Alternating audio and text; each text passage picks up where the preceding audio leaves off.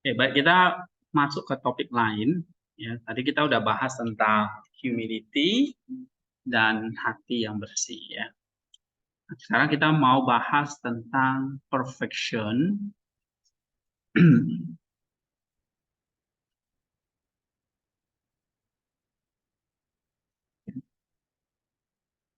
Ini saya ambil dari buku ini ya.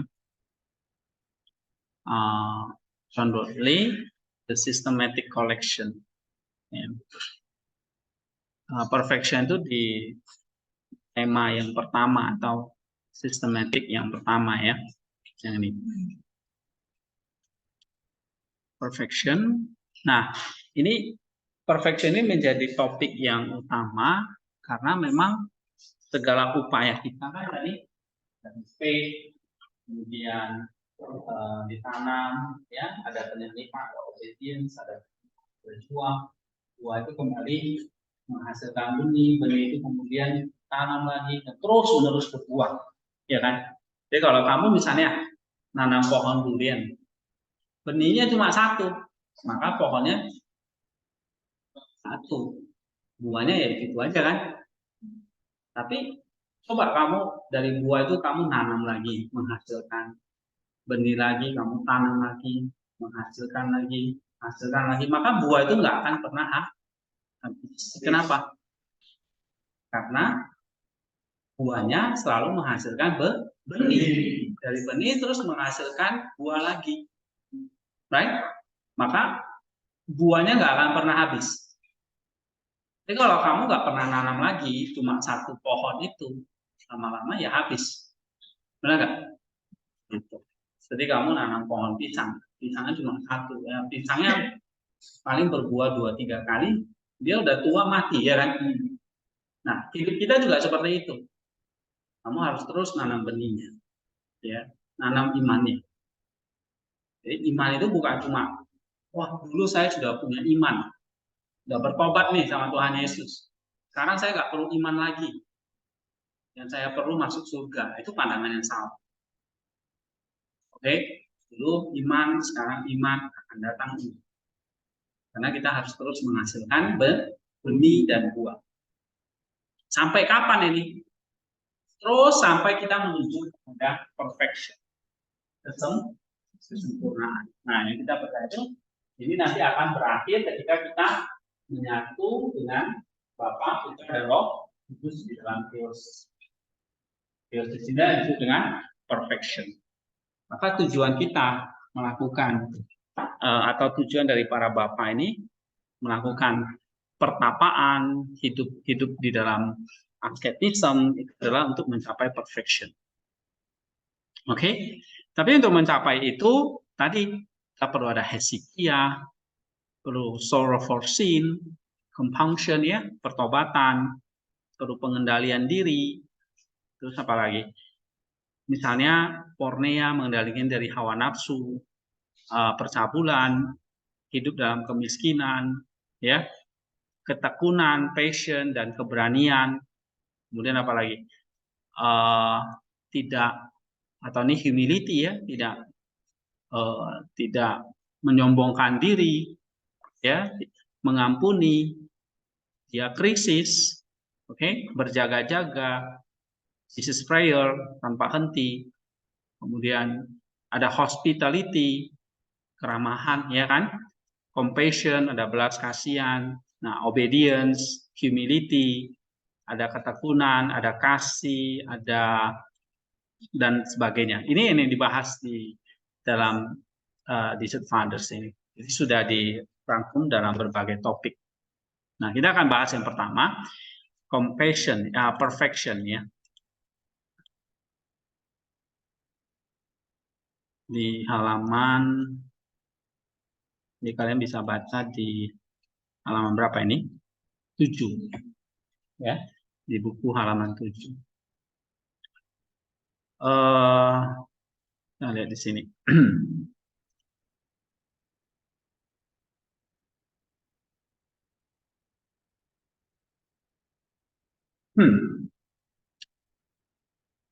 Coba siapa yang belum baca nih? Mulai dari Stefan lagi deh, Sutriska. yang Tuhan Yesus untuk menjalankan Islam selalu memiliki Allah di depan mata, memiliki saksian dari kita suci dan tidak terburu untuk kita berubah. Ketiga sifat ini akan memimpin para ulama. Nah, jadi ada orang yang bertanya kepada Abah Antoni, bagaimana aku bisa menyenangkan Allah? Apa yang harus aku lakukan supaya aku hidup menyenangkan Allah? Jadi kan pertanyaan kita ya, Tuhan, aku hidup ini karena Engkau, tapi gimana menyenangkan kamu? Nah, Tony menjawab, ada 3 aturan, 3 prinsip. Yang pertama apa? Selalu memiliki Allah di depan matamu. Lalu memiliki kesaksian kitab suci.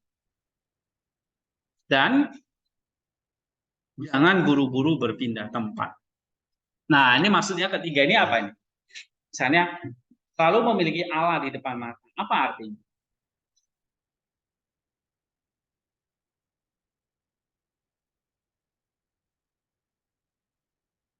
Nah, apa, Andro? Oke, punya perspektif Allah, ya kan? Sudut pandang kita, sudut pandangnya Allah. Oke, apa lagi?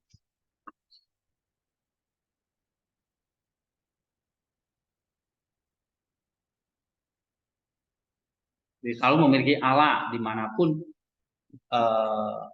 kita berada atau dimanapun kita pergi. Have God before your eyes wherever you go.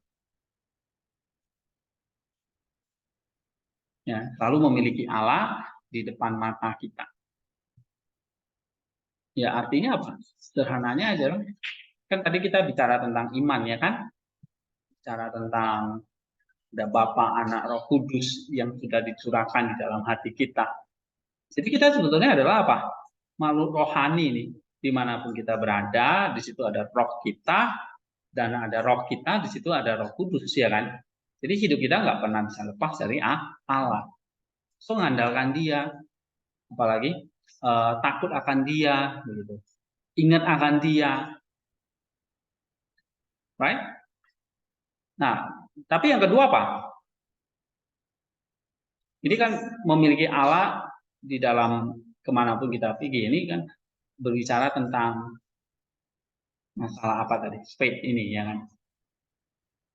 Tapi memiliki kesaksian dari kitab suci. Maksudnya apa? Ini bicara tentang apa? Hah? Apa?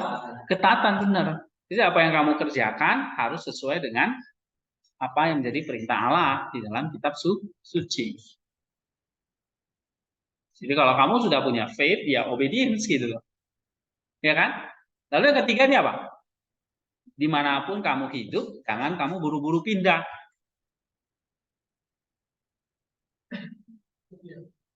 Iya, apa lagi?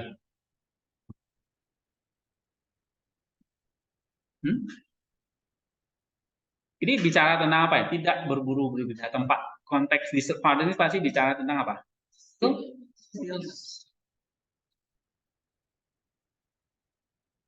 Ya, kamu duduk diam. Oke. Pikiranmu jangan buru-buru pindah kemana-mana. Still itu artinya berdiri di sini, tetap di tempat, stillness. Ya. Nah, kayak tadi kan saya suruh kalian 15 menit doa. Tahan nggak kamu 15 menit itu duduk diam di tempat, tanpa bicara, concern, fokus kepada Allah, bisa nggak? Kalau nggak bisa, kata Anthony, kamu belum menyenangkan Allah.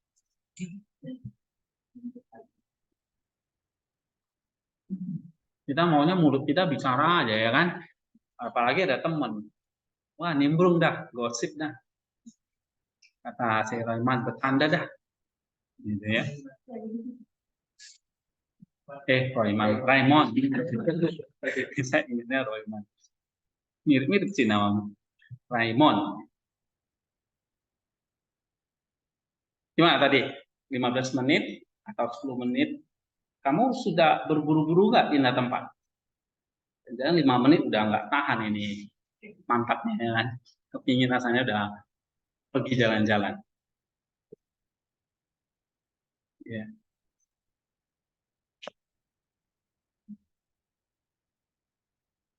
Ya. Gimana? Tadi ada yang mau bersaksi nih.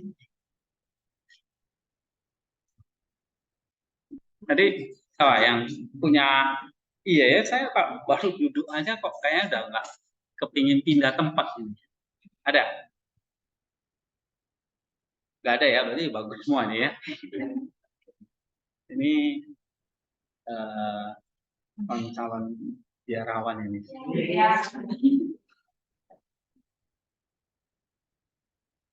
Oke, ini nomor 1 ya.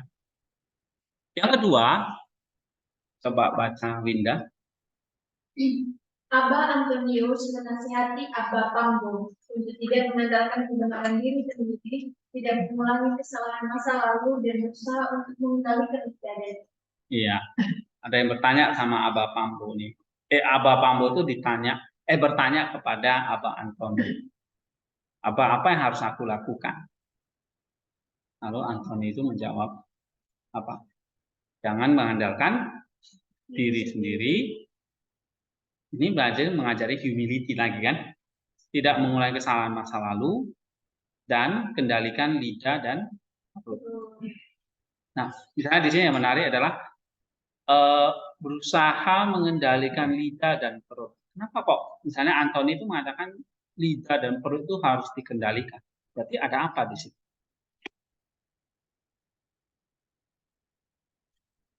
Perut ini berarti kita mengendalikan apa? Nafsu makan misalnya.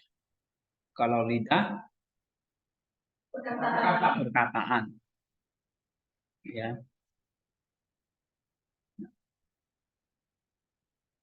Lidah berarti mengendalikan perkataan kita. Kata-kata. Kalau kita baca dalam kitab Yakobus itu kan jelas ya. Oke. Kata itu seperti kayak sebatang korek atau api yang bisa menghanguskan seisi hutan, benar kan? Ya kan? Atau kata-kata itu bisa membuat orang tersesat. Atau kata-kata itu bisa mengajarkan orang itu salah, membawa kepada kesesatan, membawa orang itu kepada kebinasaan. Atau kata-kata itu bisa menghancurkan orang. Nah, itu makanya di sini perlu dikendalikan. Nah, mengendalikan lidah dan perut itu, artinya mengendalikan hawa nafsu kita. Hawa nafsu yang keluar dari mulut, lidah itu berarti sesuatu yang keluar dari mulut kita. Berarti kan kalau keluar itu kena siapa? Orang lain ya kan? Kalau perut berarti apa? Sesuatu yang masuk ke dalam. Jadi baik yang masuk ke dalam, yang keluar itu semua harus dalam kondisi yang suci, yang baik. Kata-kata yang keluar, apa yang keluar dari diri kita itu harus baik. Tapi apapun yang masuk ke dalam diri itu harus yang kudus. Ya. Oke. Poin yang ketiga. Coba baca Mafri. Allah menuntut iman yang besar, dalam perkataan dan mengendalikan diri dari mereka yang kurang beriman. Nah, ini kata Gregory dari Nazianzus. Jadi ada 3 hal yang harus kita miliki ketika kita sudah dibaptis. Yang pertama apa? Iman. Yang kedua, kebenaran perkataan. Yang ketiga, self-control atau pengendalian dari hawa nafsu. Pengendalian diri dari keinginan daging.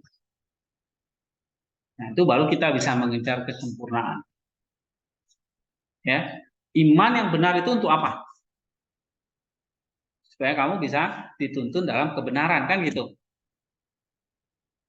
Nah, tapi kebenaran yang kamu peroleh itu kamu harus bisa pakai untuk apa? Berkata-kata yang benar, berbuat yang benar, mengendalikan diri. Begitu. Ya, jadi 3 hal. Iman yang benar, berkata yang benar, pengendalian diri. Nah, saya kalau lihat di sini iman sebagai landasannya kan, right? Sebagai benihnya. Lalu kebenaran perkataan. Ini kan kita sedang mengendalikan lidah kita supaya berkata yang benar. Nah, ini berarti masuk ke dalam obedience. Ya.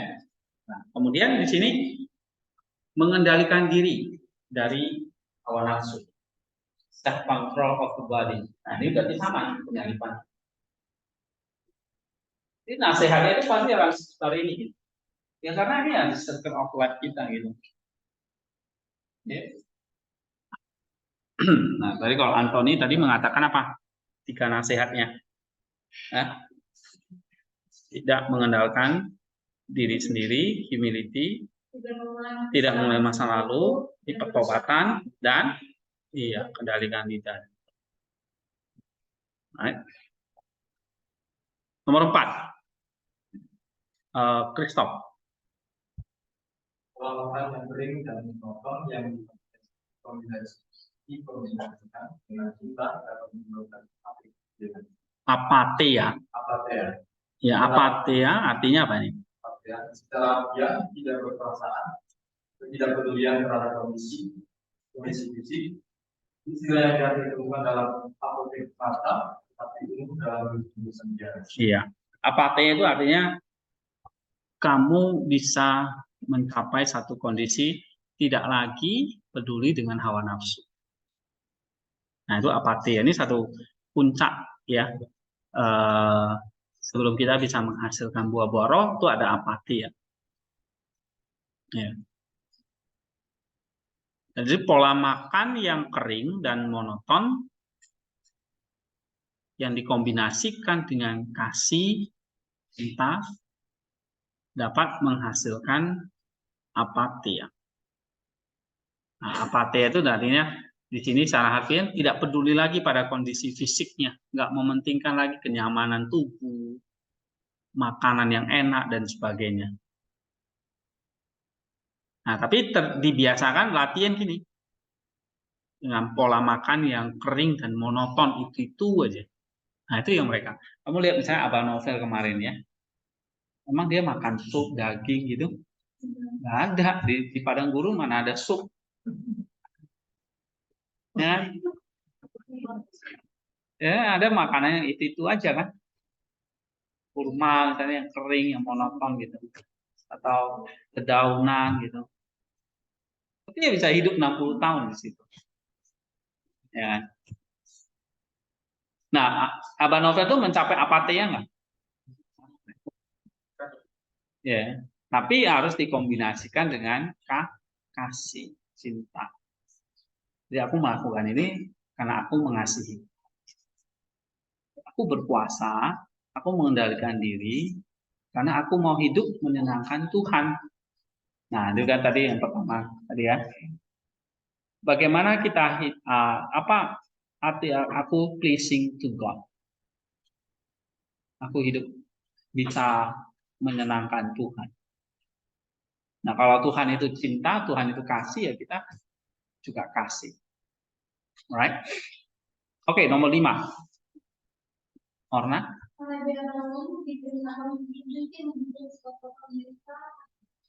Apa artinya nih?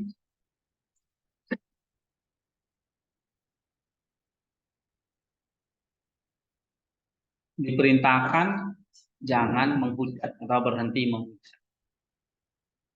Sebab Bapak mereka abadi.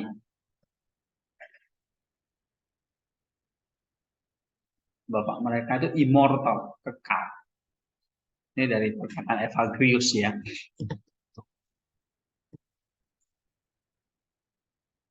Oke. Tidak menghujat, blaspheming. Ya karena apa? Ya kita masih hidup di awas.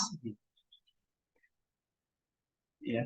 Jadi kalau para monk itu atau para biarawan itu, walaupun bapak-bapak rohani mereka sudah meninggal, mereka nggak berani sembarangan gitu. Walaupun nggak ada mereka tetap taat gitu. Karena mereka percaya mereka diawasi oleh bapak mereka. Sebab mereka immortal. Ya. Jadi kamu kemarin lihat Abah Nover ya, yang dia waktu dia meninggal dia ketemu dengan siapa? Ya bapak-bapak rohani ya kan? Gitu. Oke, nomor 6. Riko. Abah Makarius bertanya kepada Abah Zakaria akan tugas seorang biarawan. Dan Abah Zakaria menjawab bahwa memaksakan diri dalam segala hal adalah tugas seorang biarawan. Nah, maksudnya apa ini? Memaksakan diri.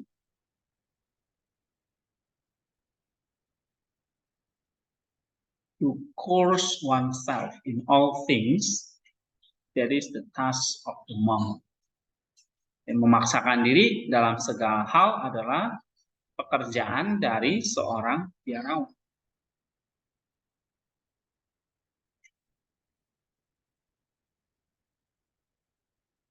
Nah, jadi apa tugas kita di sini? Untuk kayak ini bisa jalan ini, apa tugas kita? Nah,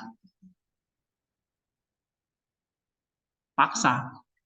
Ini dikatakan ini, to force.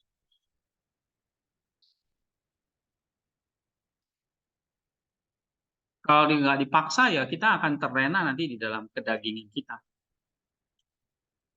Karena sekali lagi tadi saya mengatakan, ini semua keinginan apa? Roh, right? Kita punya faith, kita obedience, kita menghasilkan buah, itu sebenarnya apa? Keinginan roh. Gitu. Tapi kecenderungan kita maunya melakukan keinginan daging. Gitu. Nah, ya kan? Keinginan daging. Nah, ini yang kita bahas dari tadi ini kan apa yang Roh Kudus sejarahkan, keinginan roh.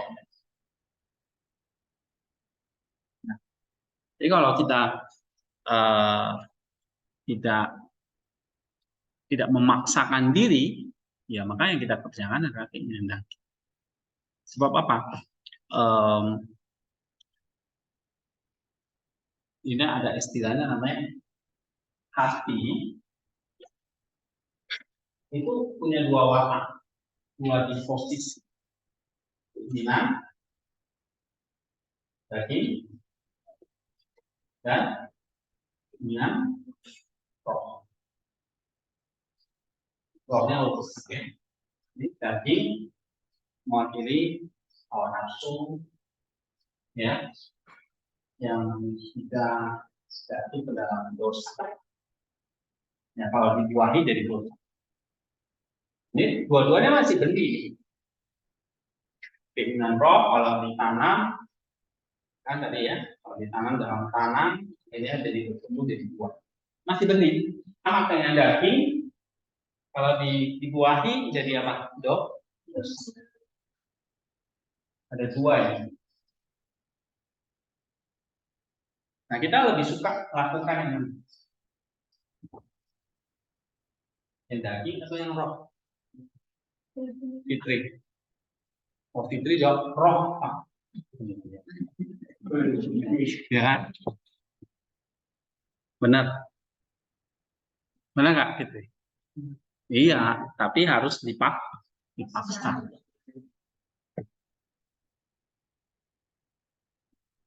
Ya kan? Riko? Benar.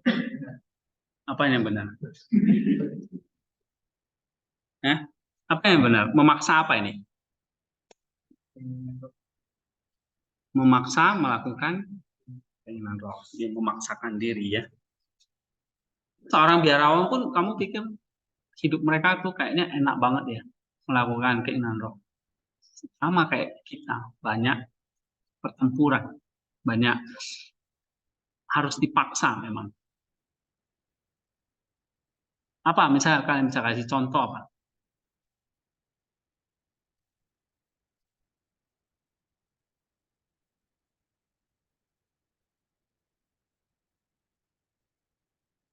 Hmm? Nah, malas misalnya, betul. Dalam hal apa? Ya kan kalau misalnya yang juga berarti kalau misalnya yang kan kalau nanti kan gitu Iya.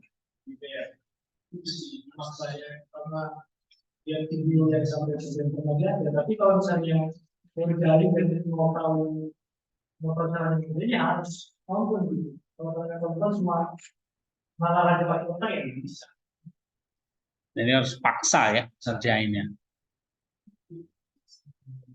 Kenapa kalau perlu dipaksa? Karena kita sudah karena nyaman dengan keinginan daging. Oke?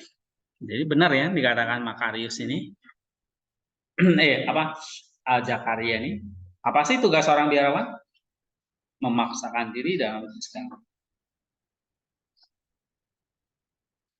Ya. Jadi tolong Anda semua paksa dirimu. Kalau enggak ya kamu akan kalah dengan keinginan daging. Ya. Nomor 7. Lisman. Cuma saya mengatakan bahwa seorang harus memiliki kepercayaan kepada Allah. Kedua yang tak berkesudahan kepada Allah. Tidak bersalah, rasa malu dan kerendahan hati. Kemurnian, pengampunan dan kasih kepada semua orang, ketaatan, kelembutan, kesabaran dan praktik yang harus menerus memanggil Allah dengan hati yang menyesal dan kasih yang tulus. Mereka tidak boleh memperhatikan apa yang telah berlalu, tetapi memperhatikan apa yang akan datang. Nah, jadi apa tugas seorang biarawan di sini? Iman, merindukan Allah, ya, tidak bersalah, rasa malu, rendah hati, murni, pengampunan, kasih, taat, lemah lembutan, kesabaran, praktik terus memanggil Allah dengan hati yang menyesal, kasih yang tulus. Jadi itu yang mereka kerjakan.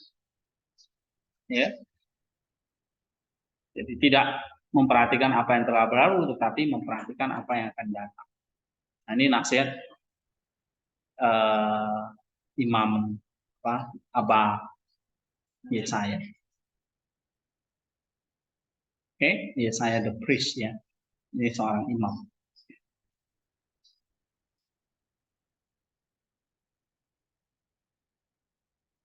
Nomor 8. Vivian. Agar saya menasihati seorang saudara untuk menaati perkataan Yesus dan bersedia disambitkan bersamanya. Dia juga mendorongnya untuk mentoleransi kesia-siaan, menenangkan hati orang-orang yang bersalah, merendahkan diri di hadapan mereka yang akan berkuasa atas dirinya, menjaga perlindungan mulut dan menahan diri, tidak mengatakan siapapun di dalam. Iya. Oke. Ya, bayar saya menasihati, menaati perkataan Yesus. Nah, di sini ada merendahkan diri, kan? Mengendalikan diri untuk tidak menghakimi. Ya. Nomor 9. Baca Ika. Kerja keras, kemungkinan, pelatihan diri ketabahan, dan kerja diri menghasilkan kerendahan hati yang membantu menghindari banyak dosa. Iya.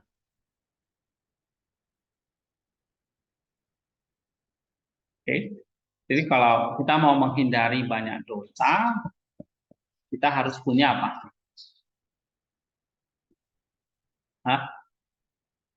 Kerendahan hati. Tapi gimana menghasilkan kerendahan hati?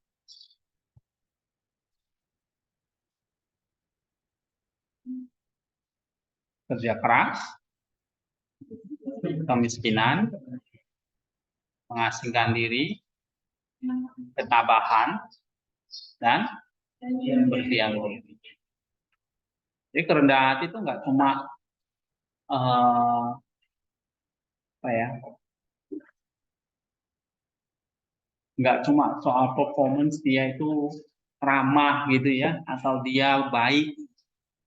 Jadi kerendahan hati itu lebih kepada apa? Nah, ini lebih kepada kayak membentuk sebuah karakter ya kan. Mulai dari kamu kerja keras. Kerja keras ini maksudnya apa sih? Toil ini.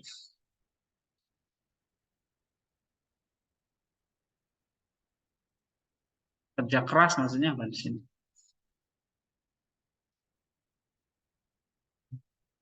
Hah? Iya, memaksa diri tadi. Ya, nggak gampang nyerah gitu. Jadi memaksa diri tadi melawan keinginan roh tadi. Kemiskinan maksudnya apa di sini? Kemarin saya sudah jelaskan apa ini poverty ini maksudnya apa nih? Ini kemiskinan itu berarti hidup di dalam kesederhanaan. Ya. Yang ketiga, nih pengasingan diri atau voluntary exile.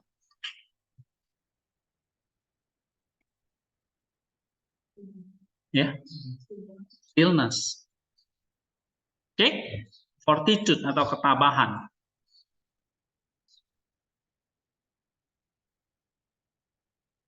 Ini bicara apa? Hah? Sabaran, ketekunan tadi ya. Terus keeping silent atau berdiam diri. Nah, ini bicara doa tadi ya, atau tadi mengasingkan diri tapi berdiam diri.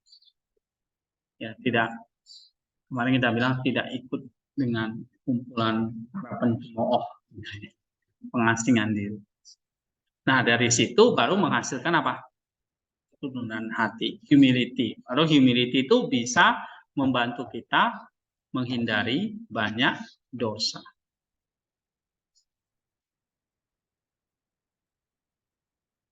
Jadi kalau kita ada satu aja yang kita abaikan, dikatakannya, maka kita di sini katakannya vain, sia-sia. Jadi kamu nggak bisa, misalnya di sini ya, kamu mau berdoa tapi nggak mau kerja keras, nggak bisa. Nah, itu kamu janji sama Tuhan, Tuhan saya nggak mau melakukan dosa lagi. Saya mau banyak doa. Tapi kamu nggak pernah kerja keras, maksa diri, bisa nggak? Ya nggak bisa. Ya.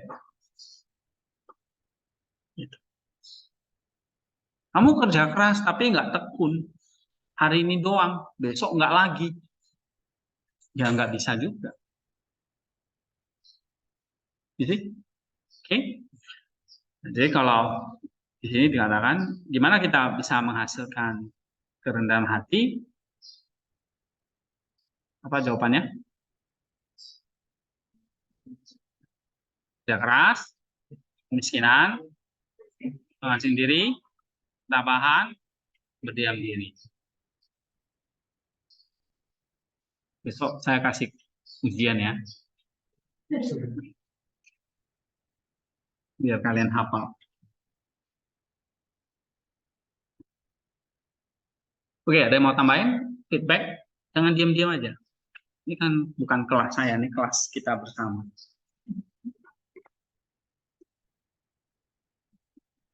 Ada? Dari online ada? Yang online misalnya Rosmini, Pak.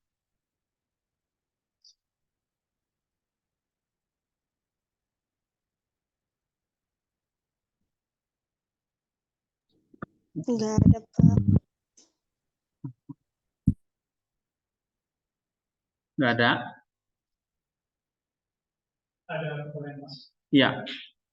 Jadi kan kita berbicara tentang ini ya, yang katakan mana individu itu maka katanya kalau misalnya kita individu, maka ya mungkin kalau kita mengenal kita beriman itu ongkos dan Ya. yang Lalu saya melihat tadi sesuai dengan apa yang saya tambahkan juga tadi, yang intinya adalah ibu dan kebajikan. Jadi ada kebajikan lainnya yang mengikuti ketika kita mengikuti.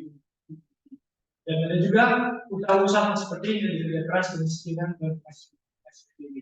Tapi kalau saya lihat Pak, kalau misalnya pun kita memiliki, tapi kita juga nggak kadang kita nggak bisa menjalankan semua item-item yang dimiliki itu secara bersamaan.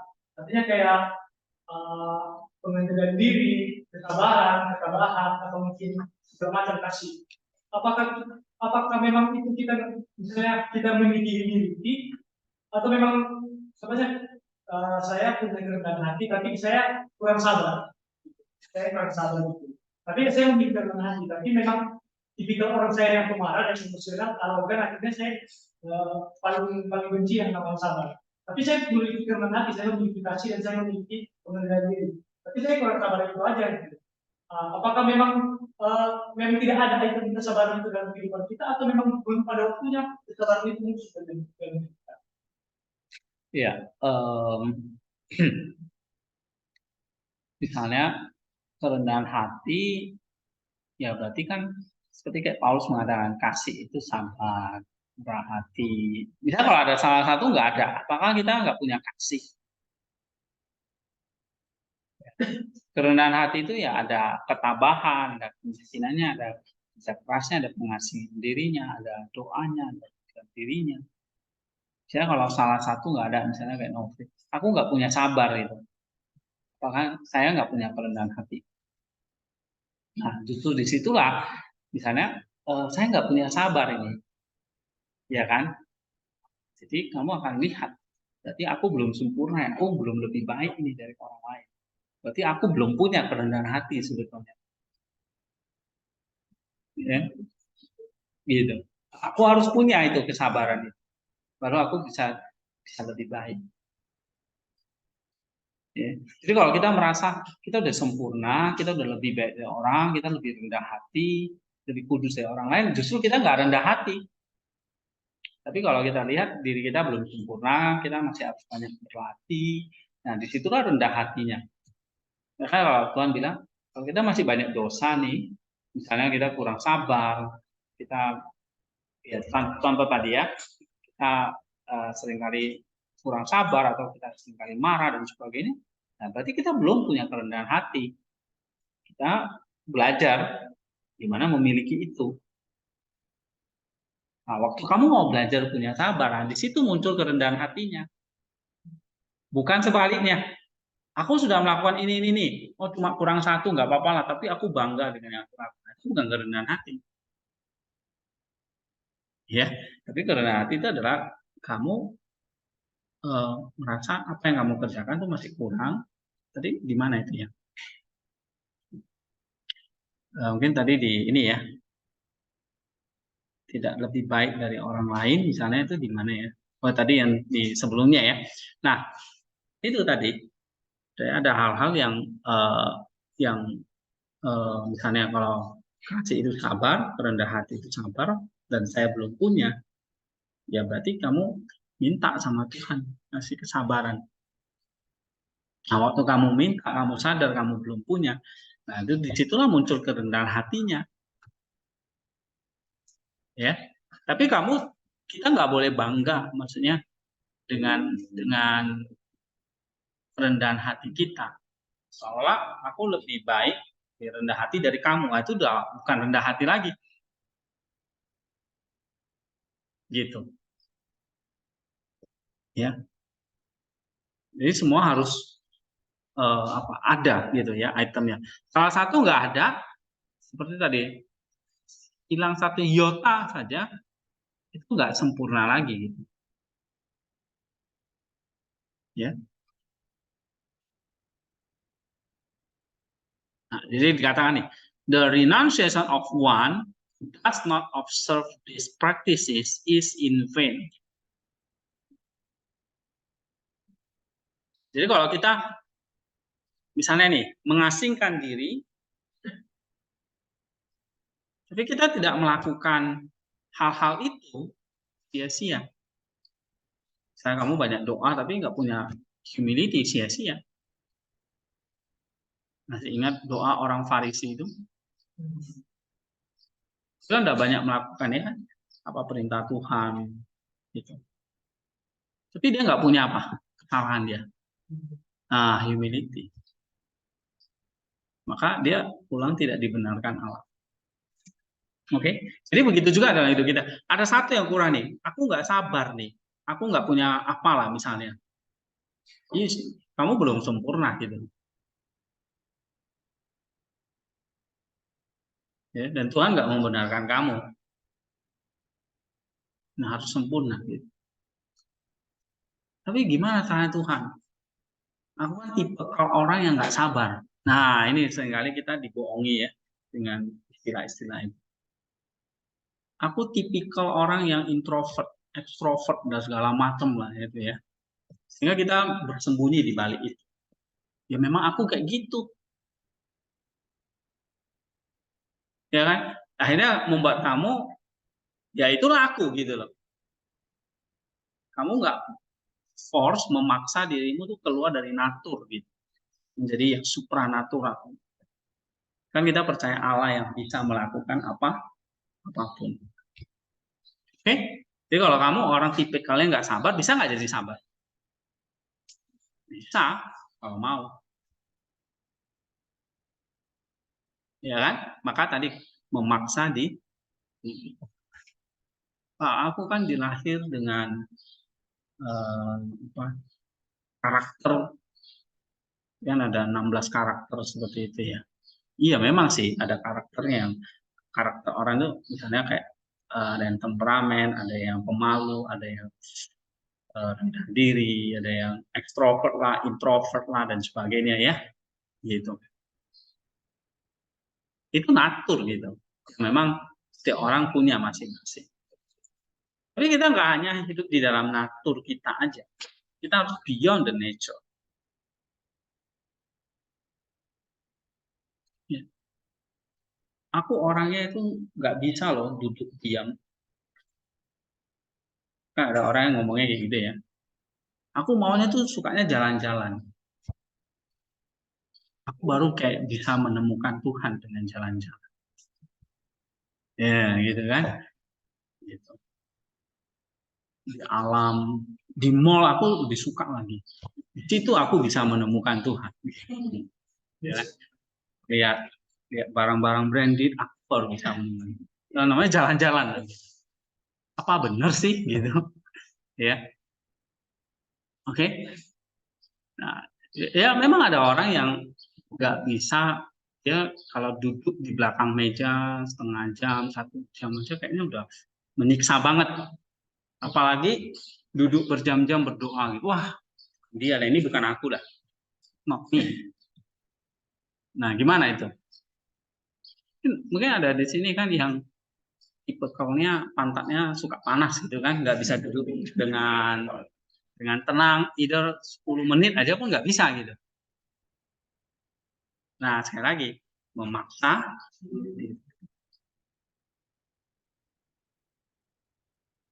Oke. Ya. Tapi waktu kamu misalnya ya suka jalan-jalan, kamu lebih menikmati bersama dengan Allah, ya tadi sekali lagi. Stillness bukan hanya bicara soal fisik sekali lagi. Ini kan kita bicara soal faith, ya kan? Di dalam hati. Ya kalau kamu kayak misalnya orang sambil kerja ya, kita berdoa, nggak berdoa nih, belum tentu dia bekerja dia berdoa, hatinya berdoa, tangannya bekerja. Dan itu yang dilakukan oleh para biarawan kan, mereka nggak cuma duduk aja bertapa terus, ya, mereka bekerja sehari-hari, ya. Dan pernah lihat kan filmnya kan, mereka apa berkebun lah, apalagi yang buat roti, buat kerajinan ya kan, keterampilan, bikin apa itu, ranjang. Tapi waktu tangan mereka bekerja, mulut mereka berdoa, gitu. Nah ini sebenarnya kita bisa praktikkan ya, itu dalam hal apapun ya, Kita bisa memaksa diri kita untuk berdoa asal mau gitu. Ya, jadi kayak pertanyaan Mufti misalnya, sempurna nggak? Belum. Kalau kamu punya ketabahan, kamu belum punya kesabaran, ya belum sempurna, ya kamu harus. Tapi kamu nggak boleh berlindung. Ya aku memang tipenya orang seperti itu. Semua bisa mengubah. Allah bisa mengubah. Ya, Allah bisa mengubah Petrus, mengubah siapa? Oh, banyak yang kita kan Allah mengubah Paulus yang seorang pembunuh menjadi seorang rasul. Oke. Ya.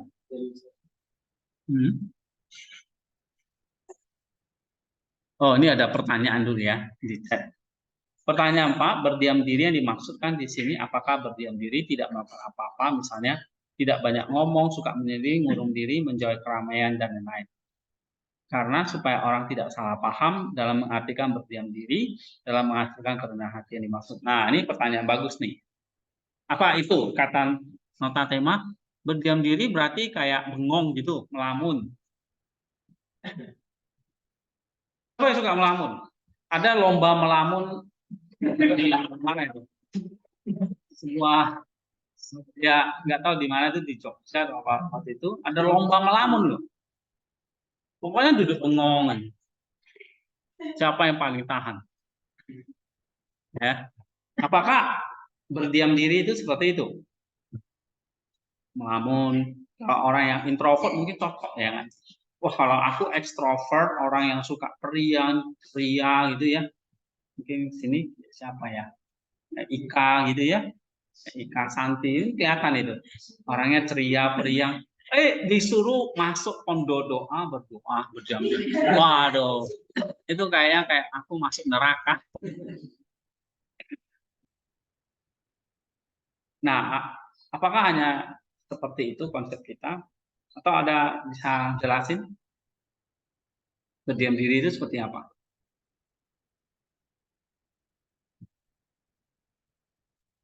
Oke. Yang online mungkin bisa jawab. Renhat Rosmini bisa atau ada di sini.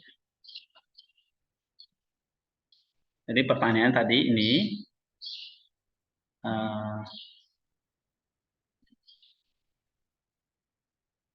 berdiam diri yang dimaksudkan di sini apakah berdiam diri tidak melakukan apa-apa, misalnya tidak banyak ngomong, suka menyendiri, ngurung diri, menjauhi keramaian dan lain-lain. Apakah dengan ini baru bisa menghasilkan kerendahan hati? Masa sih dengan melamun orang itu jadi rendah hati? Nah, gitu ya maksudnya. Ayo.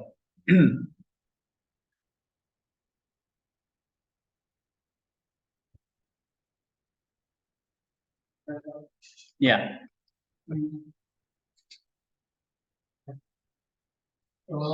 Bagi saya itu Pak, menurut pandangan saya itu kadang kita ketika kita berdiam diri, mungkin orang itu salah memahami dari pandangan kita atau pribadi kita. Namun yang saya tanggapi di sini ya Pak, tentang diam diri itu kita tahu dari konteksnya apa konteksnya.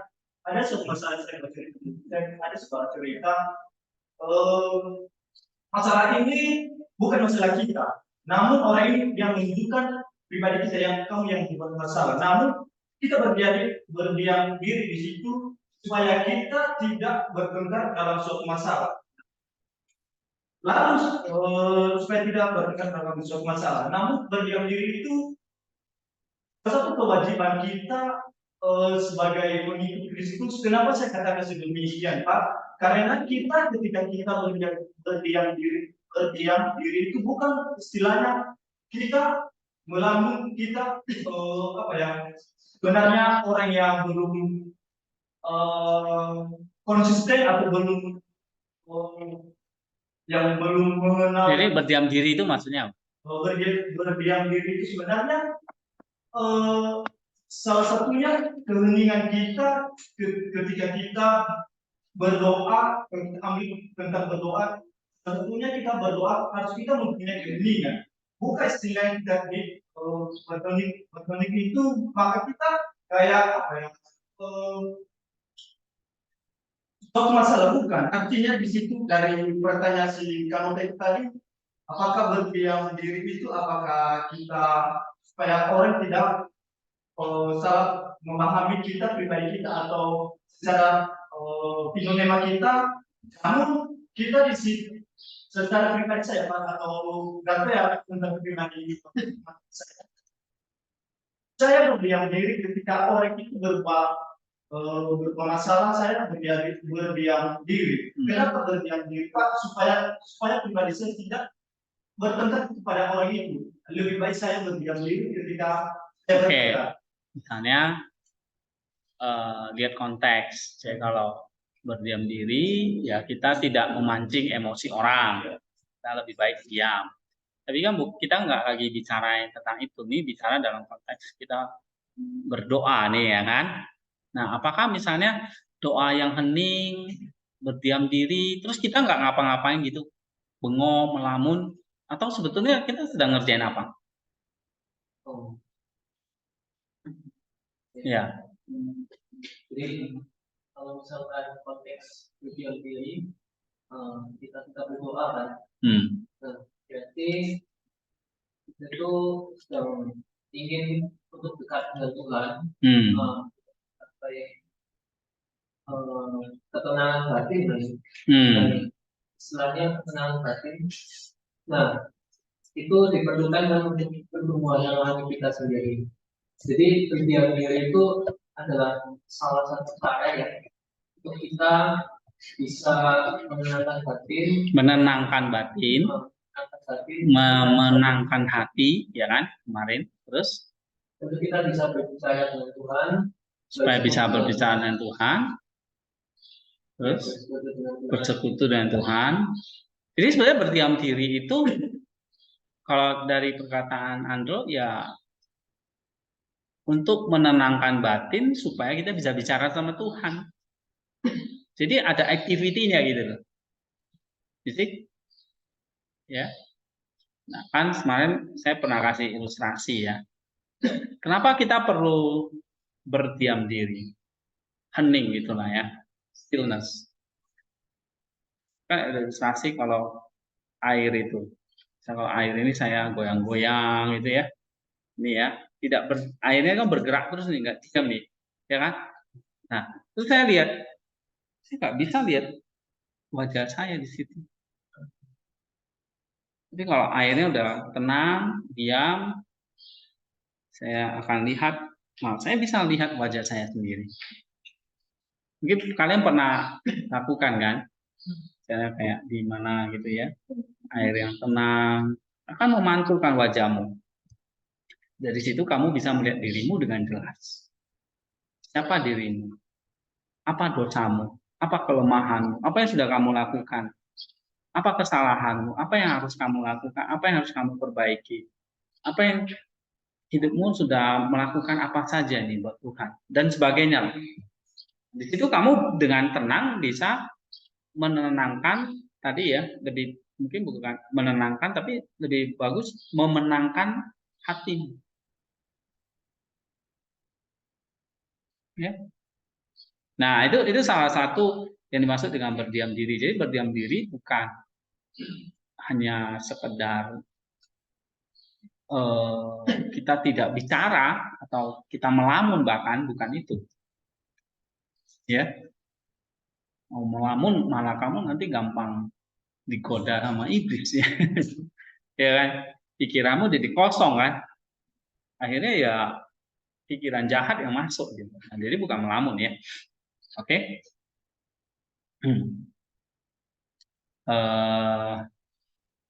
Ya saya lupa ya bahwa ada tali doa itu yang kalau para biaran itu suka pakai. Karena dimanapun mereka akan tetap menjaga ketenangan batin mereka. Iya. Sehingga apapun cobaan yang mereka hadapi, mereka udah still, udah teguh, gitu. Gak akan gampang goyang. Still. Ya, berdiri dengan teguh. dengan hati yang tenang. Tadi misalnya yang dikatakan Krisma itu betul. Kalau kita menghadapi masalah, kita emosi, ya. Nah, yang penting adalah menghadapi lawan bicara yang begitu, kita jangan perhatikan dianya gitu. Tapi kita harus jaga batin kita, hati kita supaya tenang dulu. Ya misalnya kalian dipanggil nih, saya omelin nih, ya kan? Saya marah-marah sama kalian misalnya, ya, oke? Nah, bagaimana kamu berdiri dengan tenang, tidak memancing lawan bicara, kamu berdiam diri, ya? Ya itu tadi, kamu memenangkan hatimu dulu. Nah, ketika udah diajak ngomong, baru kamu akan punya hikmat nanti untuk berkata, ya. Ya itu misalnya kalau tadi ya konteks Krisman ngomong kalau ada masalah, ada konflik kayak gitu. Tapi yang dimaksud dengan nota di sini berdiam diri itu maksudnya apa? Kamu hening supaya kamu bisa melihat dirimu dengan lebih jelas, melihat hatimu dengan lebih jelas. Itu sebabnya kenapa para bapak di Sephardi itu suka mencari ketenangan, ya, di tempat yang hening gitu. Bukan mereka mau bermalas-malasan atau antisosial, ya. Nah, jadi jangan salah paham gitu. Oh, kok enak ya kerjanya kok cuma doa aja, duduk santai, nggak ngapa-ngapain. Nah, jangan dulu, jangan salah. Ya. Oke, ada yang mau tambahin? Ya. Saya tertarik menjawab pertanyaan dari karena saya juga punya pengalaman yang mungkin sama ya yang gitu. Jadi menurut saya berdiam itu bukan melamun, tapi bekerja. Saya pernah ada satu pengalaman ya, ketika di Sini beberapa bulan itu saya waktu ada itu muka saya itu kan ada kayak bengkak gitu. Muka saya itu bengkak. Karena saya merasa muka saya itu bengkak walaupun belum bengkak sebenarnya. Saya tiba-tiba ini lari keluar mau lihat muka saya di kaca. Karena ada kaca di belakang asrama kami itu tapi nggak ada lampu. Jadi saya coba untuk memfokuskan mata saya untuk melihat muka saya itu nggak bisa. Jadi saya merasa bahwa melihat muka saya yang sudah bengkak atau tidak itu ya saya perlu ini menjauhkan pasangan itu dulu, menjauhkan kayak apa namanya kalau misalnya yang kita pelajari ini menjauhkan segala dosa kita dulu, dosa-dosa atau godaan itu dulu, baru kita bisa melihat itu, bisa berhadapan dengan Tuhan, bisa melihat apakah muka saya ini benar-benar bengkak. Yang saya pahami dengan pertanyaan nota itu dan dengan apa yang saya pelajari beberapa hari ini. Jadi berdiam itu bukan melamun, tetapi bekerja. Karena dengan bekerja itu membuat kita lebih fokus, menggunakan segala aspek kehidupan kita untuk dengan itu. Jadi kalau misalnya cuma melamun saja kayak kita hanya apa namanya ya kayak masih di bawah naungan dosa gitu. Jadi kayak apa namanya? Menurut saya sih berdiam itu bukan melamun tetapi bekerja. Bekerja apa misalnya? Bekerja merespon itu, merespon kehendak kita. Ya, jadi ya kita sibuk, misalnya kita sibuk, misalnya bisa merenungkan kasih Allah, ya kan? Atau kita bisa membaca Mazmur, bagaimana kasih setia Dia, bagaimana pengorbanan Dia dan sebagainya. Nah, di situ bekerjanya, ya, ya berdiam diri bukan berarti pasif, tapi sebetulnya apa? Aktif, ya. Oke. Oke, saya kira cukup ya. Nah, kita lanjut ke 10. Coba siapa yang baca?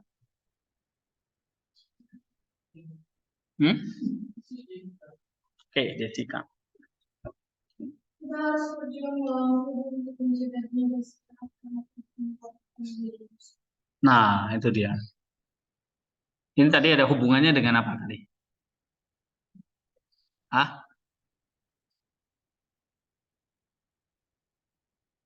Kita harus berjuang melawan tubuh untuk mencegahnya beristirahat.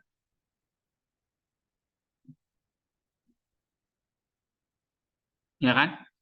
Sebab tubuh membuat kita menjadi musuh Allah. Maksudnya apa ini? Jessica.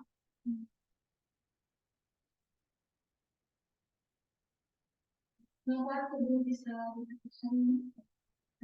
tubuh itu bisa menjadi musuh Allah ketika tubuh ini tidak bisa melawan untuk mengharuskan kita berdoa. Itu tidak langsung kita membuat tubuh. Misalnya rasa ngantuk. Ya. Waktu mau berdoa ngantuk. Ketika nggak berdoa nggak ngantuk-ngantuk tuh. Iya.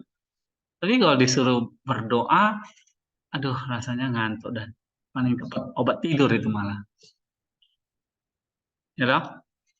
Oke, ini contoh bagus ya. Nah, terus dinasihati apa di sini?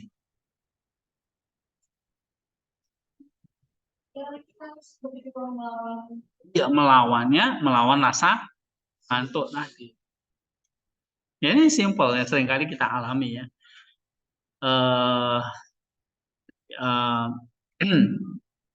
Ketika kita baru aja misalnya mau berdoa, lalu banyak gangguan. Salah satunya yang paling sering apa?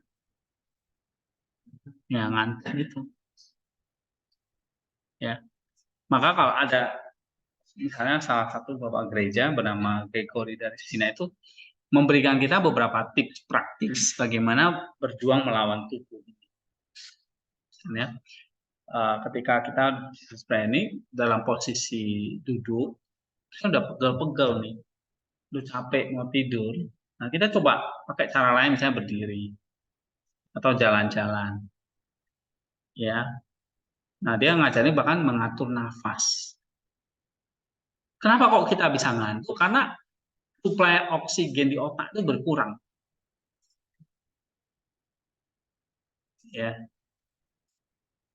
Nah, jadi diajarin nafas yang benar. Misalnya salah satu untuk mengatasi rasa ngantuk itu adalah kamu bisa googling aja, misalnya itu adalah cara mengatur nafas. Tapi posisi tegak supaya aliran oksigen ke otak itu lebih lancar. Jangan dalam posisi yang ya inilah kayak gini misalnya. Ya udah tidur gitu. Kamu berdoanya sambil gini. Ya udah 5 menit aja udah. Ya kan? Itu ya ini tadi kita berjuang melawan tubuh gitu. Right?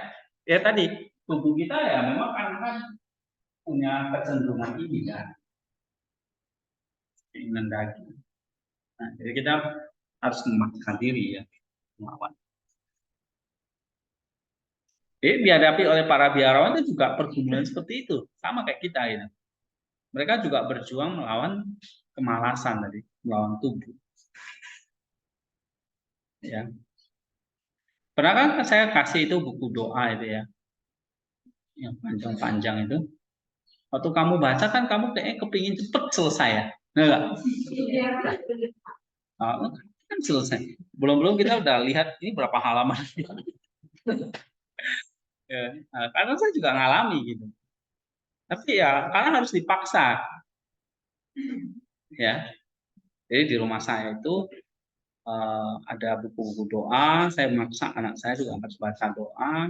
Saya sendiri juga kan nggak mungkin saya maksa anak, tapi saya sendiri nggak kasih contoh gitu ya. nanti dia akan ngomong, papa aja nggak pernah doa misalnya. Ya, ada icon di situ. Kenapa ada icon, ada apa? Jadi supaya saya bisa, itu tadi, saya udah di apa icon, saya malu nih kalau saya malas. Salah satunya nih, maksa gitu. Ya, tapi kalau udah capek, nah, ya berdiri aja, nggak apa-apa. Nah, ini salah satu melawan kemalasan tubuh atau kemanjaan. Berdiri, ya. Jadi kalau misalnya di gereja timur itu, gereja ortodoks itu ibadah nggak duduk, kayak nggak seperti kita duduk ada AC gitu, ya kan, sampai tidur gitu kalau AC ya. Berdiri 2 jam 3 jam berdiri. Ini karena untuk apa? Melawan berjuang melawan tubuh maunya gimana duduknya, ya kan, sakit. Nah, kalau ibadah di gereja bisa tidur, kita maunya tidur. Kalau kita di situ, maunya yang 5 menit lah pertama duduknya tegak, lama-lama udah tidur. Apalagi doa di asrama ya kan, di tempat tidur masing-masing, wah itu lebih cepat lagi. Nah, jadi kita bisa berdiri, kita duduk, kita berdiri, kita berjalan, gitu ya. Nah, karena setiap sore saya maksa diri saya untuk baca misalnya Vesper. Karena kan baca Vesper itu kan, aduh, ayat Mazmur 104 udah panjang banget kan. Apa? Aduh, skip aja lah. Gitu. Yang penting baca, yang penting aja. Nah, ini kita harus berjuang melawan tubuh untuk mencegahnya beristirahat. Ya. Apalagi misalnya tipsnya kalau dari kalian, berdiri, jalan, habis itu duduk lagi, ya, minum kopi, nah, apa? Makan snack. Tadi kan harus mengendalikan perut.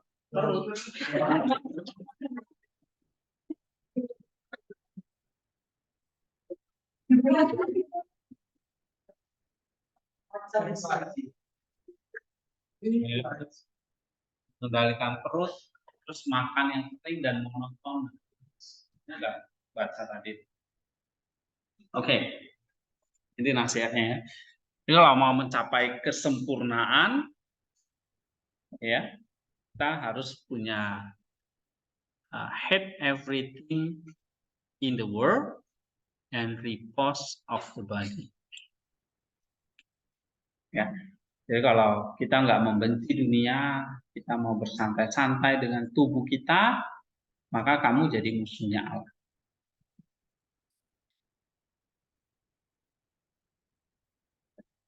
Ya, nah, kamu mau jadi musuhnya Allah atau musuhnya si iblis? Hah? Kamu tetap akan punya musuh, either Allah atau iblis. Kalau kamu nggak taat kepada Allah, musuhnya Allah kan gitu. Ya. Jadi kalau kamu taat kepada Allah, maka kamu juga punya musuh. Siapa? Si iblis. Oke? Coba baca lagi. Siapa ini? Lirin. 11. Doa dikuduskanlah namamu adalah untuk mereka yang sempurna, karena nama Allah tidak dapat dikuduskan oleh mereka yang didorong oleh hawa nafsu. Ya, tadi kita udah bahas ya. Ada seorang saudara bertanya kepada Aba Yesaya tentang apa sih artinya dikuduskanlah namamu. Oke. Apa artinya? Bapa kami yang di surga, dikuduskanlah namamu. Nah, kata Aba Yesaya artinya apa ini? Kata kudus ini adalah untuk orang-orang yang sempurna. Sebab apa? Nama Allah hanya bisa dikuduskan oleh orang yang sempurna. Karena Allah itu kudus. Allah itu tanpa dosa. Jadi kalau Allah dikuduskan namamu, nama Allah ini mau dikuduskan, pakai apa? Pakai dosa? Nggak bisa kan? Pakai apa? Kekudusan. Jadi kita nggak bisa menguduskan nama Allah kalau kita masih didominasi atau didorong oleh hawa nafsu. Karena hawa nafsu itu nggak kudus. Nah, kayak tadi, kita nggak bisa berdoa kalau hati kita lagi tidak kudus. Nah, ini dia. Ya, makanya doa itu adalah untuk orang-orang yang mengejar kesempurnaan. Kuduskan namamu adalah untuk mereka yang sempurna. Oke, 12. Siapa? Hizkia.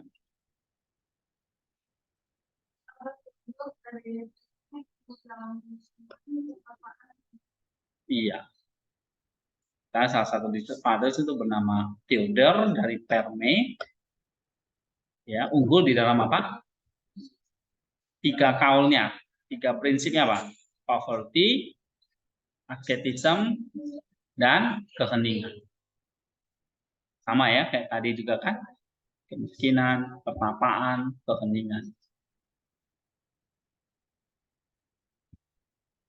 Gimana kita bisa belajar kemiskinan di sini? Kita kan maunya tubuh kita apa ya? Kita buat senyaman mungkin. Apakah itu salah? Jika kamu beli baju yang berbranded karena kamu punya uang gitu. Atau kamu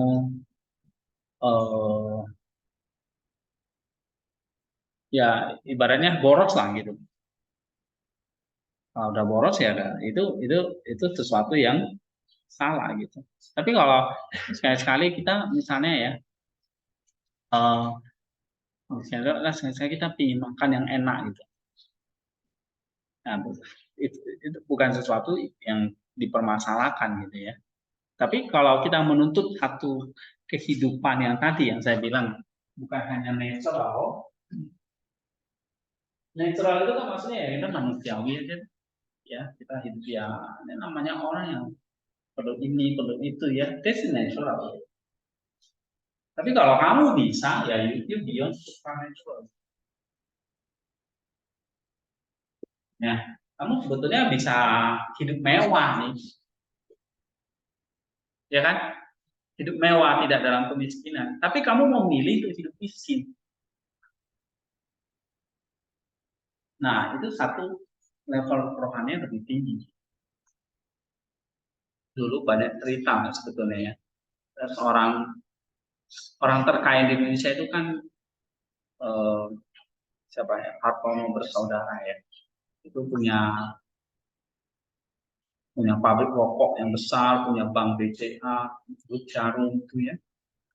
Kalau nggak salah saya pernah baca dia punya saudara apa keponakan itu ya. Waduh, kalau jadi anaknya atau keponakannya Hartono tuh waduh mah kekayaannya nggak habis-habis tuh. Ya, saya lupa. Akhirnya dia memilih apa? Tidak hidup dalam kemewahan, dia memilih itu jadi suster. Jadi seorang biarawati melayani orang-orang miskin di desa. Tapi kalau misalnya saya memilih hidup kerja ya, menikmati kekayaan, that's natural. Gitu. Tapi kalau dia memilih untuk hidup dalam kemiskinan tidak memanfaat. Kan kalau kita baca Sen itu kan banyak ya cerita-cerita menjual kekayaannya. Akhirnya dia apa? Ya, dia hidup dalam kemiskinan. Dia jadi biara. Nah, itu adalah satu jalan hidup yang lebih suci, lebih kudus.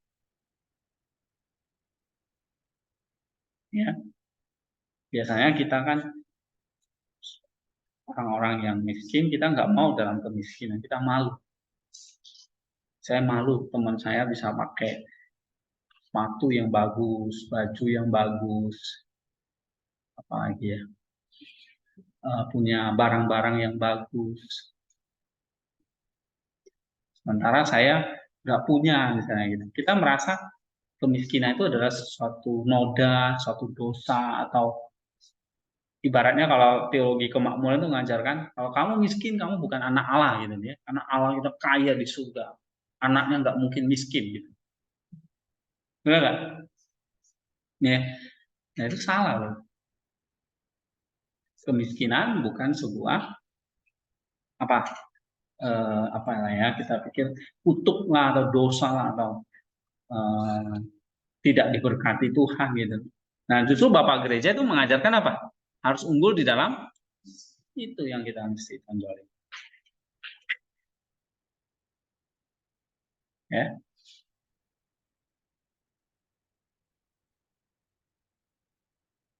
gimana? Benar nggak? Biasanya orang anak zilenial, milenial tuh nolak loh. Wah, justru saya kepingin kaya. Kok malah saya diajarin miskin di sini?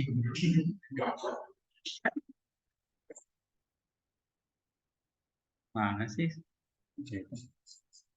Kan kalau kamu lihat dunia itu ngajarin apa? Gimana cari uang yang banyak ya kan? Bisa sukses di dalam bisnis ini, karir dalam ini, sebagainya. Oh, aku ikut ini Pak, dosa nggak ada saya lagi ini kehidupan. Jadi yang mana itu dosa atau apa? Jadi sekali lagi, kalau kita memilih jalan untuk hidup bersama dengan iman yang Allah yang supranatural, ya kita harus berani melangkah lewat dari kehidupan kita. Gitu. Ya.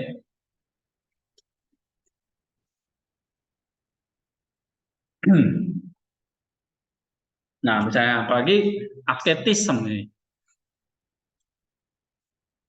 atau pertapaan.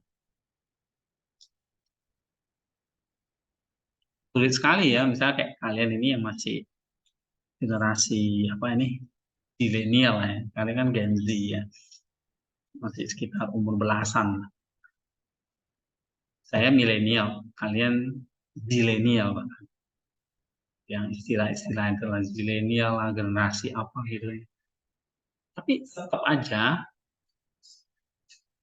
mau generasi apapun, yang sama adalah kita tetap manusia. Ya, we are human gitu. Yang created by God in God's image, likeness, dalam gambar dan rupa Allah. Kita tetap punya hati yang sama, kita punya roh yang sama, sama-sama diciptakan oleh Allah. Jadi apapun generasinya sebetulnya basicnya, polanya itu sama.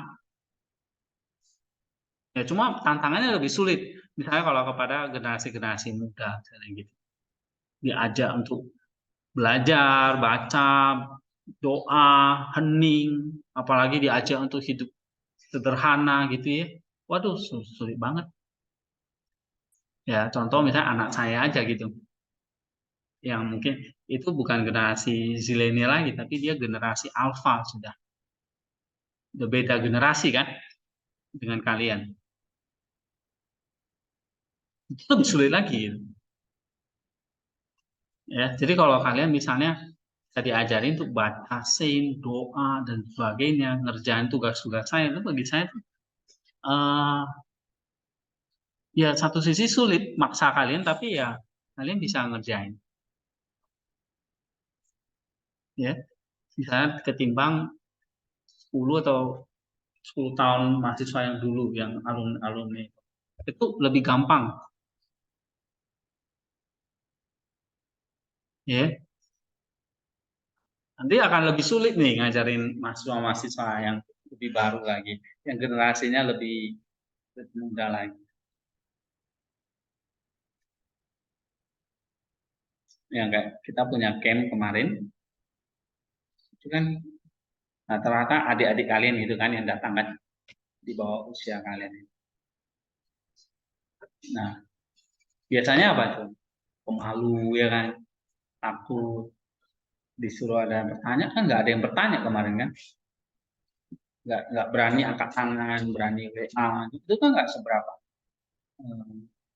Rata-rata kalau diajarin tentang ini, ya nggak perhatiin, nggak nyimak, nyatet juga enggak. Contoh ya anak saya di Filipe, dikasih block note, tahu nggak apa yang dia tulis? Coret-coret, 2 lembar itu dicoret habis. Tulis 1 kalimat pun nggak ada, ya kan? Malah sibuk main handphone. Akan sulit mengajari orang-orang untuk ini hidup dalam sinar, pertapaan, keheningan. Tapi sekali lagi, manusia tetaplah manusia yang pada dasarnya butuh. Manusia datang sendiri, pulang juga sendiri. Enggak? Kamu datang ke dunia ini emang rame-rame sama teman. Enggak kan? Nongol sendiri. Nanti balik ke sono juga sendiri. Gitu. That's the human, ya.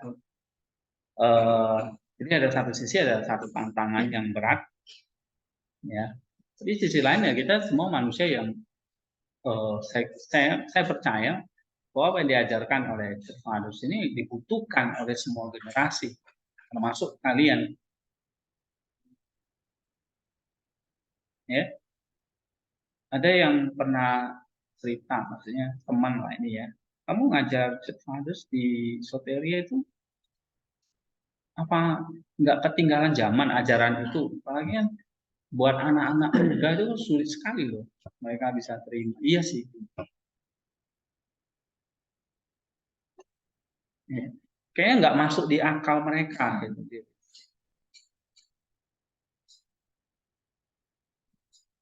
Benar nggak? Nah, saya nggak tahu dia cerita gitu. Kan dia juga dosen juga ya, dia juga suka belajar seperti ini. Saya kalau cerita sama anak saya gitu ya, sama teman-teman di gerejanya yang lebih muda, itu nggak masuk di otak mereka katanya, nggak bisa nerima nih kayak makanan yang sangat keras gitu. Nah, gimana menurut kalian? Ya, perkataan misalnya di Sefarus ini nggak bisa apa generasi nggak masuk akal ya.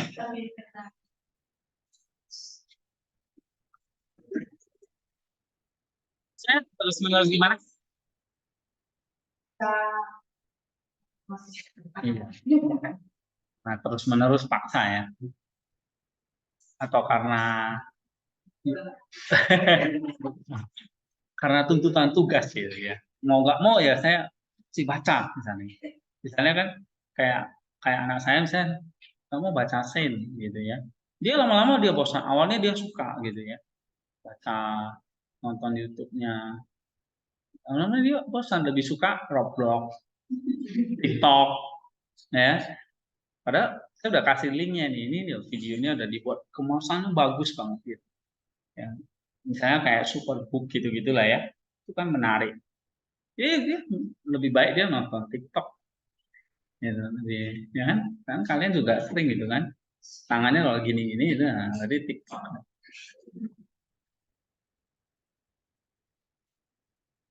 ya. Dia nggak salah sih maksud saya, ya gimana kita bisa unggul, perkataan misalnya Abad Theodor ini, kemiskinan, pertapaan, keheningan, mungkin buat kalian kayaknya bagaimana, sesuatu yang berat gitu ya, apalagi gagal. Kan kalau menurut seusia kalian gitu, materi-materi seperti ini tuh kayak gimana?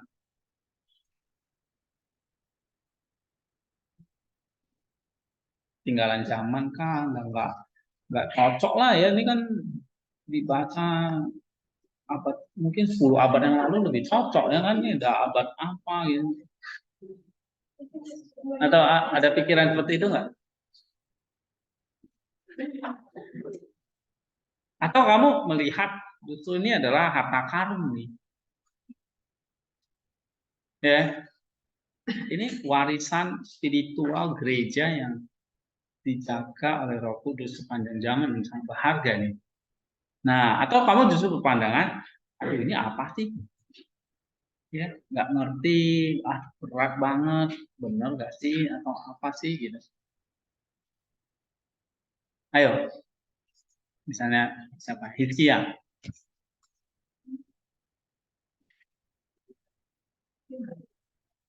Hah? Sulit. Enak ya makan kerupuk sih. Oke, sulit. Apa yang sulit? Sulit melakukan semuanya.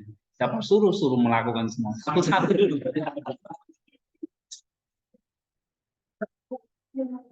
Oke, sulit melakukannya. Apalagi?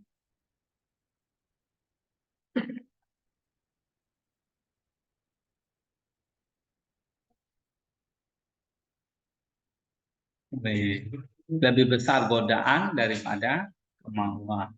Nah, itu perlu dicatat itu.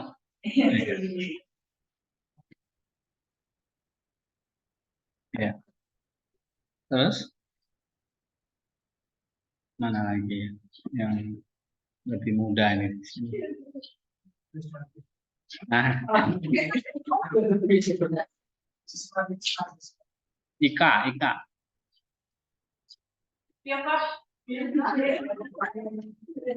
Apa iya?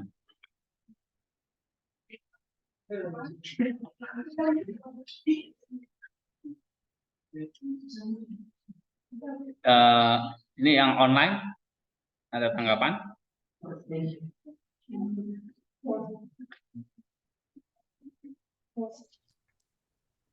Ini Fitri apa Fitri?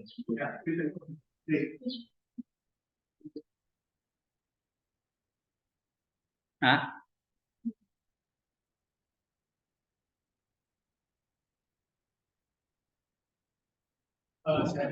Ya. Mungkin saya kalau di tempat ini nggak lama juga, kalau dibandingkan ada yang mungkin ada yang punya pendapat yang mungkin serupa ya. Saya pikir ini bukan berbicara tentang ajaran tidak berkualitas, saya pikir ini ajaran yang sangat memberkati kita semua. Ada saja buat kami yang berbeda ini, buat kita yang muda-muda ini kan kita sekarang lebih ke arah melihat sesuatu itu dari sudut pandang perspektif relevansi sesuatu itu.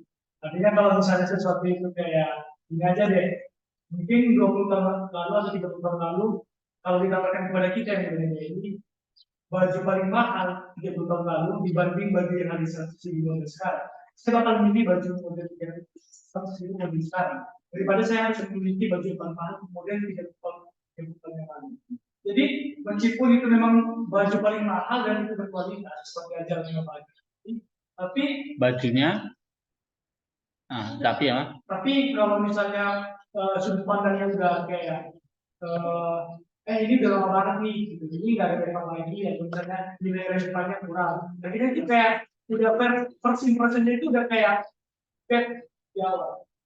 Jadi meskipun kita kayak dipaksa atau apa, ya ibarat kayak kalau kata Mas Nur itu menuai menabur sambil mencucurkan air mata. Jadi kayak meskipun kita dipaksa ya kita mencucurkan air mata itu dan mungkin kata kasarnya lebih terpaksa lagi. Karena nggak semua orang bisa tertarik terhadap hal yang udah lama. Saya pikir nilai relevansi itu sangat berpengaruh buat hal-hal seperti tadi. Apakah misalnya ajaran Alkitab misalnya gitu ya? Alkitab lebih lama lagi. Abad pertama kan? Tapi kenapa kamu masih baca? Atau jangan-jangan nggak pernah baca Alkitab lagi karena udah kuno gitu.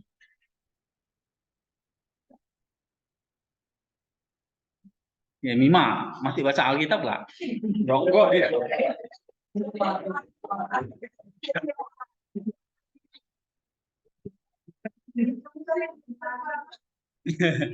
Ya kan? Ya Mima udah nggak baca Alkitab ya. Masih baca nggak? Baca. Alkitab itu di abad keberapa? Bukan hanya abad pertama loh. Kalau Kejadian itu abad berapa? Tulisan Musa itu. 7 abad sebelum Kristus, ya kan? 10 abad sebelum Kristus. Berarti udah berapa ribu tahun. Nah, lebih kuno dari tulisan ini kan abad keempat ya. Abad keempat, abad kelima. Nah, misalnya kenapa Alkitab itu masih relevan buat kita? Karena kita menganggapnya itu kitab suci gitu. Ya kan? Ini kitab suci. Ini perkataan Tuhan. Jadi, ya, ini bukan novel atau cerita novel atau cerita drama atau cerita apapun yang jadul gitu ya misalnya. Ya. Tapi ini adalah perkataan Tuhan lewat para bapak padang gurun yang saya kira bukan masalah waktu, nggak pernah lekang masalah waktu. Sebab kebenaran itu tidak bergantung kepada waktu. Tapi mungkin mengemasnya ya misalnya gitu. Mengemasnya yang perlu cara-cara yang lebih modern gitu. Maksudnya lebih ke anak mudaan misalnya. Ya kan? Misalnya kan ada yang bikin PowerPoint-nya yang menarik gitu ya. Ada beberapa, Pak, mau ngajar bikin PPT dong Pak, udah menarik gitu loh. Ya itu sih, memang saya males di sini. Ya kan?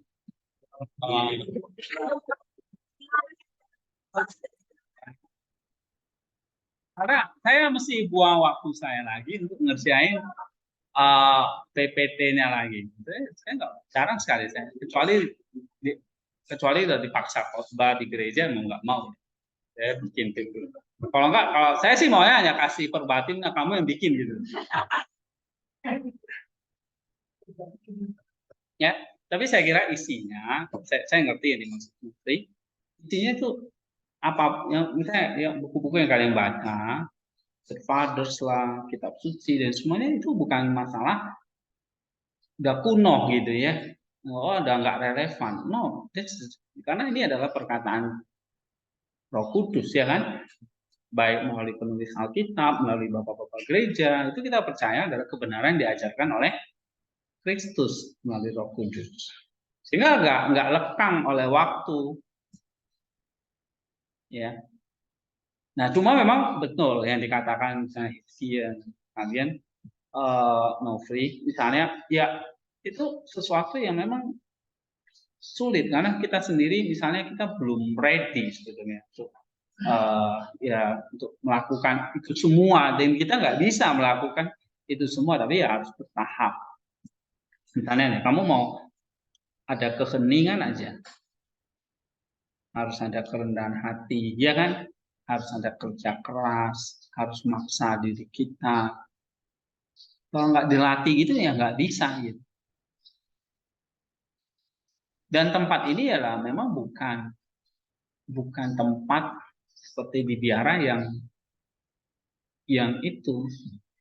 Tapi saya mencoba untuk membagikan materi ini sebetulnya pancingan buat kalian supaya kalian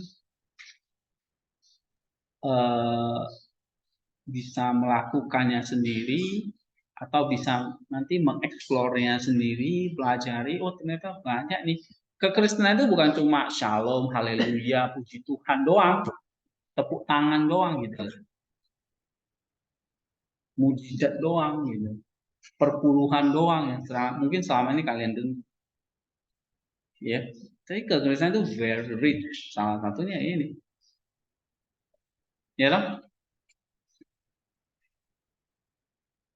Iya. Udah genteng. Ya.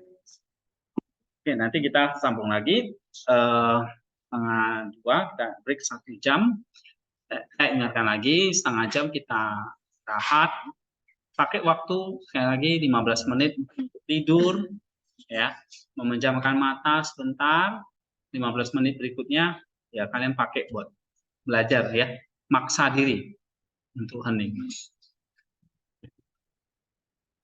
Oke, sampai di sini dulu, kita istirahat.